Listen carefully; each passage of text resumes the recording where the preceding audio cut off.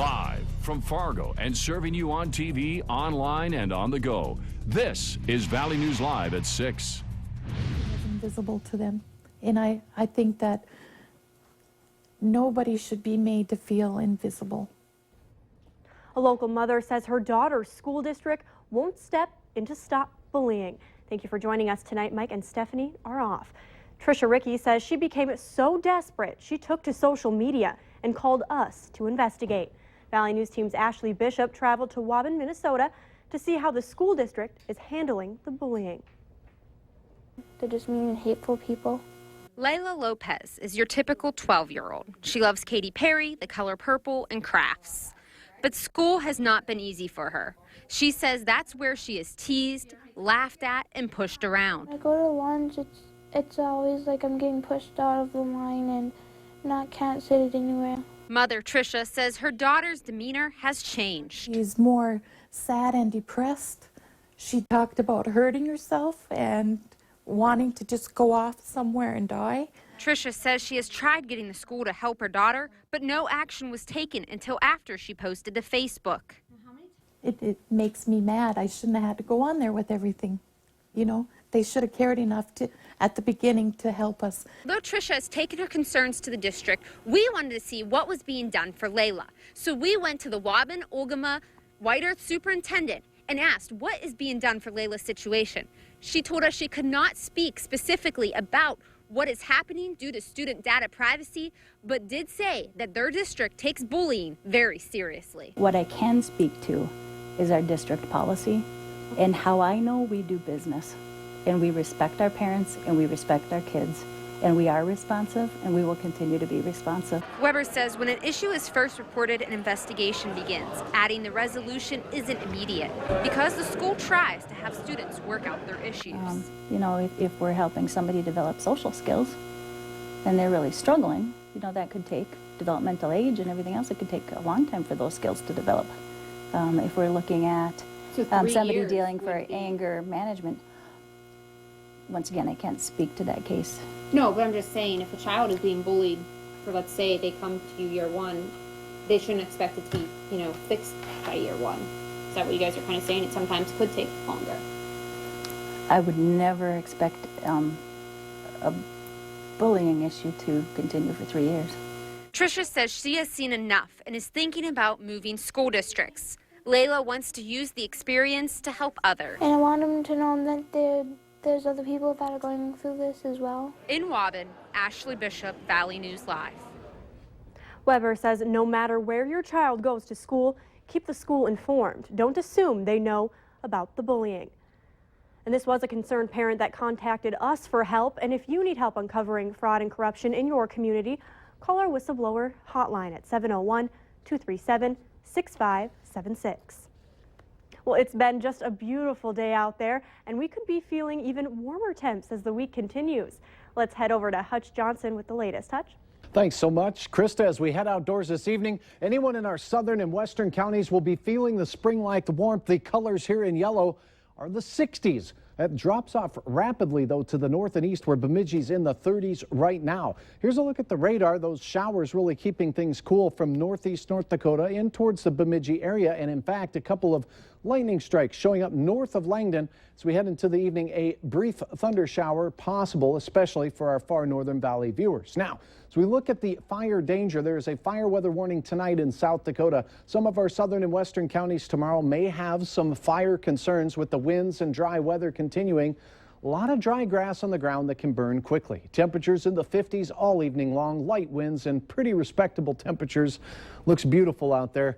We'll have much more in how long this warm weather sticks around here in just a few minutes. As long as possible, I can only hope. I hope so, too. Thank you so much. You bet.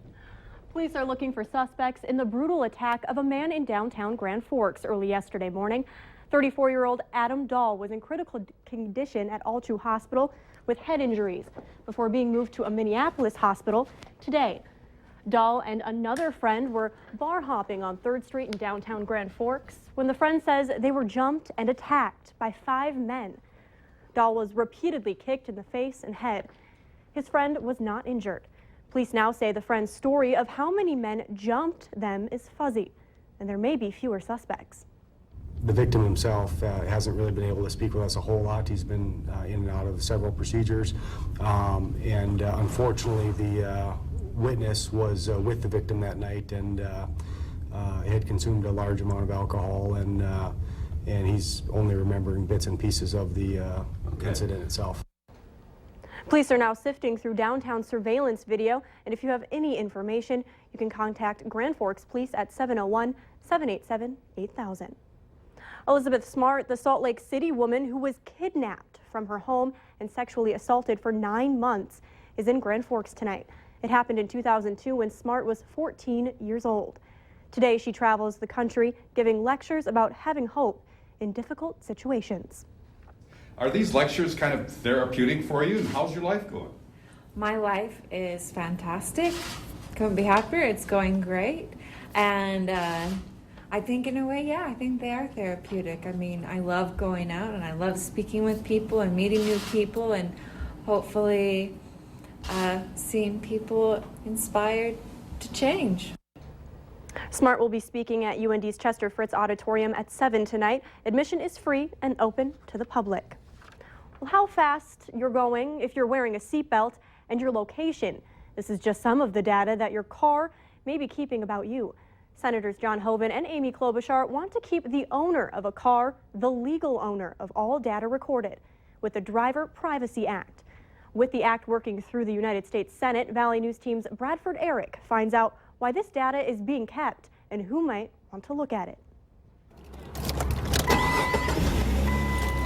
Most new cars come equipped with devices to record information about you. Many people I talked with today had no idea their car could do that. It's a 2013 F-150. Just kind of wondering why they'd have one, I guess. I don't know.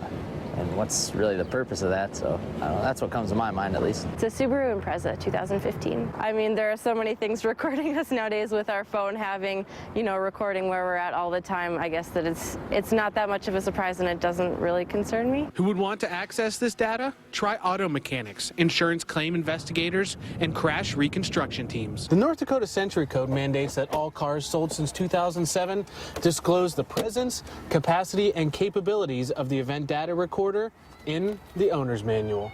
Similar legislation died in committee in the Minnesota legislature 2 years ago. But now some U.S. senators want to make federal law clear on what happens to this information. Every state has to follow the Fourth Amendment. And the Fourth Amendment governs searches and seizures. And essentially, you have to have a search warrant to gather evidence in a criminal case. Defense attorney Bruce Quick explains there's a legal gray area with these data recorders. It's the automobile exception, and a search warrant is not always needed. The automobile exception, which was used routinely before to get evidence of a crime from a car, it's further complicated by the black box. So I think generally law enforcement in this area have opted to get a search warrant. Quick expects in the coming years to have more legislation pertaining to your privacy and your vehicle. In Fargo, Bradford Eric, Valley News Live. The Driver Privacy Act is on its way to the Senate floor for discussion. 1 in 8 women will be diagnosed with breast cancer in their lifetime. It's a statistic that millions of people across the country have fought to change for years. Now, federal lawmakers say they have a plan to eliminate the disease by 2020. A proposed bill would work to eliminate breast cancer by identifying and funding promising research, encouraging partnerships between the public and private sectors, and creating opportunities for medical collaborations, steps that the lawmakers hope will lead to a cure. Making sure that we're funding the most successful methods to eradicate breast cancer. That's what I want to see. My children don't have a grandmother. It hits every family, but it's achievable, and 2020 is a good year to do it. With more than 2 million men and women living with breast cancer in America today, it might be a lofty but necessary goal. We have an update regarding the trash piling up along Veterans Boulevard in Fargo near the Shields Arena. After receiving several complaints about the mess, the city of Fargo is sending out notices to property owners where the garbage needs to be cleaned up. If the contractors don't comply, city workers will come by and do it for them, but at a cost. Mayor Tim Mahoney says this is a process that happens every year, but this year, cleanup week came early. It's just been a kind of a goofy spring for us, so everybody's noticed it. We didn't have much snow cover, so a lot of the snow would still be melting, and you get that green grass that comes up, and for us it's been a very dry spring. So it's very noticeable. So no, we'll clean up Fargo. Fargo crews have already been out cleaning city-owned property from 19th Avenue to 52nd Avenue. And later on Valley News Live at 6, it's that time of year to brush up on your swing. And no snow in the forecast as we close out the month of March. Closing out the season so far with 16 inches of snow. That's not bad. And temperatures not bad, and your forecast details are next.